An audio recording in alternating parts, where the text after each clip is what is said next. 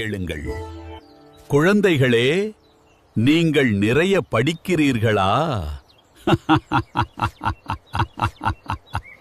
ஆனா ஒரு கேள்வி, நாம் கற்றதுக்கு உண்மையான பயன் என்ன? கவனமாக கேளுங்கள். கற்றதனால் ஆய பயனென்கொல் வாலறிவன் நற்றாள் தொழாஅர் எனின். அறிவு மட்டும் போதாது குழந்தைகளே, அதுடன் பணிவு, நன்றி, நல்ல மனம் இருக்க வேண்டும். எவ்வளவு கல்வி கற்றிருந்தாலும் நல்லதை நினைக்காமல் இருந்தால் அந்த கல்விக்கு பயன் இல்லை. ஒரு பள்ளியில் அருண் என்ற மாணவன் இருந்தான். அவன் மிகவும் புத்திசாலி, எல்லா பாடத்திலும் முதல். ஆனால் அவன் நண்பர்களிடம் நல்லபடி நடக்கவில்லை. ஒரு நாள் ஆசிரியர் அவனை அழைத்து சொன்னார், அருண், அறிவு இருந்தால் மட்டும் போதாது, நல்ல மனமும் வேண்டும்.